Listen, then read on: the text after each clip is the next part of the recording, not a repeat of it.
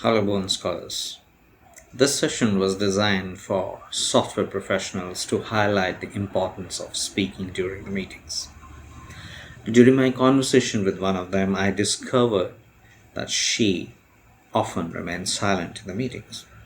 She felt that as a junior member, it is acceptable to stay quiet and unnecessary for her to ask questions, share her thoughts, and make her presence known. This mindset is clearly example of how we unintentionally harm our communication skills and miss opportunities for growth and recognition. By staying silent, we limit our potential to contribute and learn.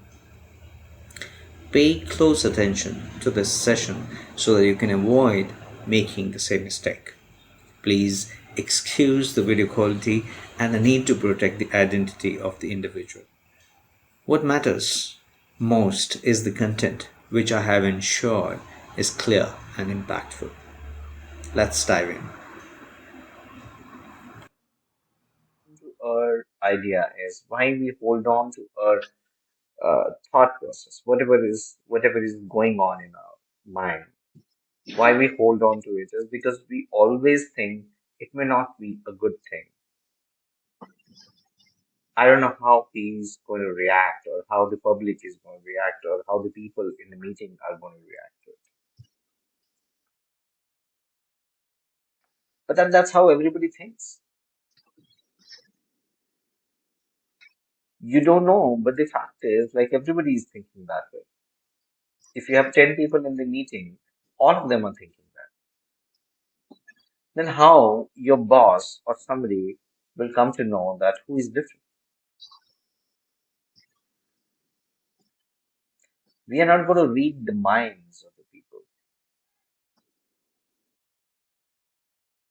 But then, if there is someone who would speak without even thinking that I'm not going to get underestimated by blurting out, by speaking it, whatever is there in my mind, he will definitely have attention.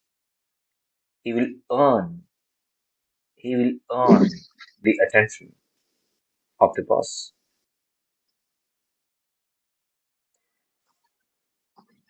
His point here is you are vulnerable. We are born with it. Like we are human, but actually we are social animals, right? We also have that trait. We also have that trait of defending ourselves, keeping ourselves protected. So whenever there is a notion, whenever there is a notion means a thought. Even when a thought comes to your mind, it's a notion. When even if there is a notion of public speaking, we tend to develop that fear within ourselves. No, no, I'm not gonna speak. Let's not do it. Keep quiet, keep listening. That's a fear. And when that fear sets in, which is an evolutionary trait, because whenever we are supposed to keep ourselves away from the crowd. Yeah, we always keep ourselves away from the crowd. And the same thing happens when we are in the meeting, we try to keep ourselves contained. We try to keep ourselves separate from the crowd, protected. We don't want ourselves to be vulnerable. Nobody should be able to damage us and our dignity and my respect. I respect myself, right?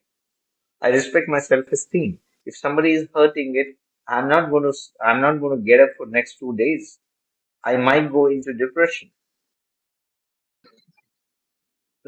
So what I will do? I will not. I'll shield myself. So these are the things which hold us from speaking in the meeting. We never speak. We are more of listener, not that listener which I am talking about or which we have been talking about in our sessions.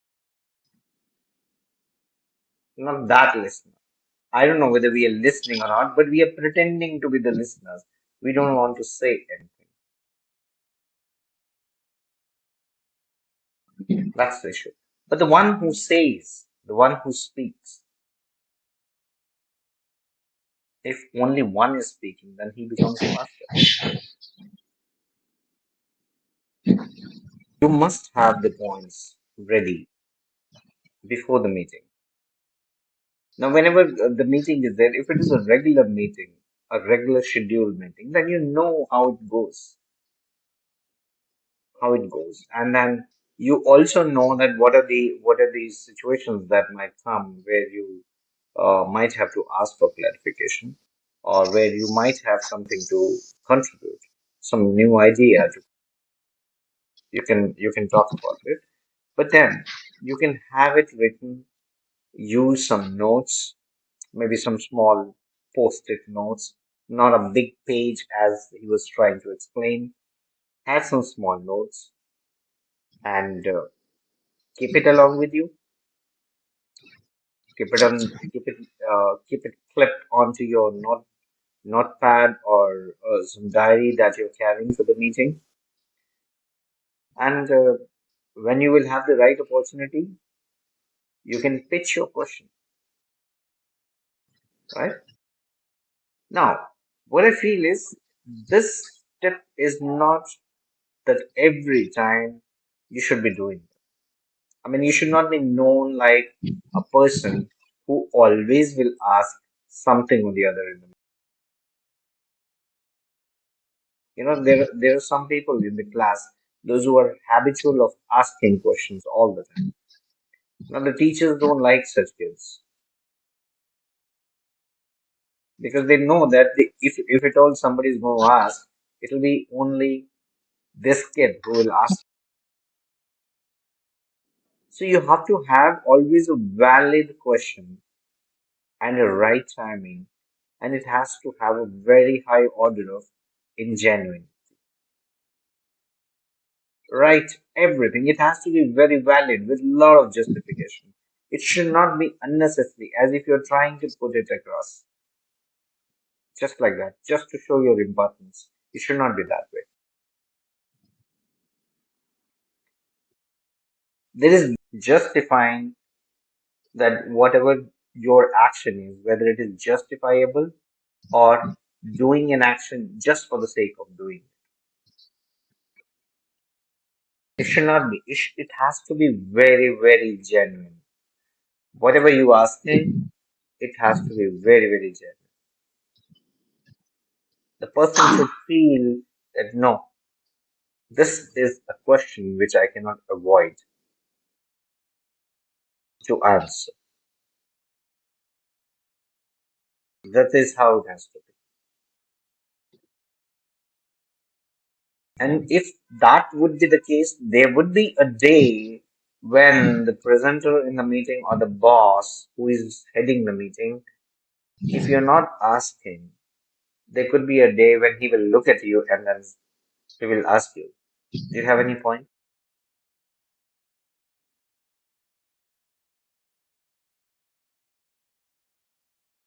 In weekly meeting or in a lesson is meeting, they are asking in the end of the session. Priya, do you want to tell anything in every week? Then nothing from my end. Please like comments. So you must say something, give some input from your side, and then you see the difference there. But as I said, don't do it always. Someday you can say, no, sir, I don't have anything. But some days, like you are saying that you have weekly meeting. So it means 4 times a month. You're having a meeting No, 4 times a month. weekly Wednesday. Weekly Wednesday.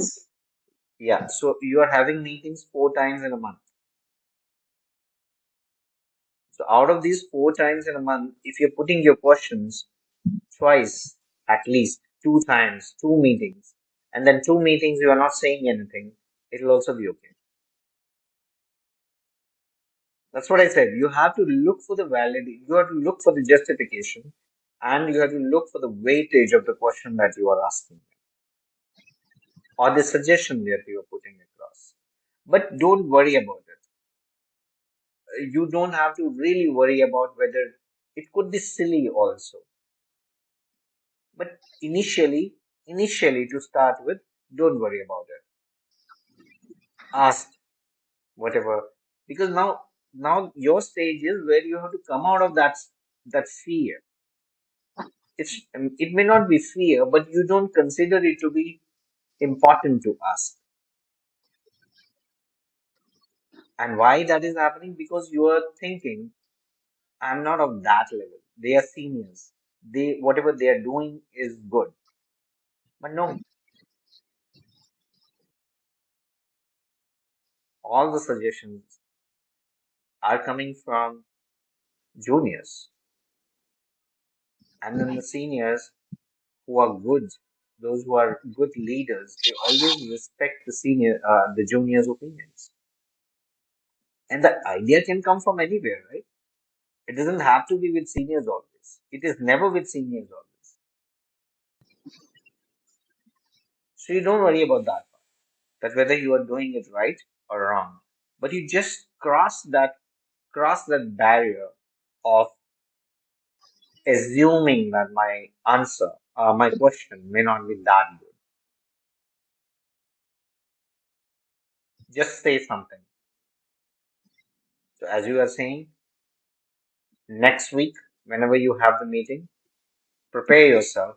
And if you have already the agenda known, you must put some question across. If you're not putting question across, put some suggestion across.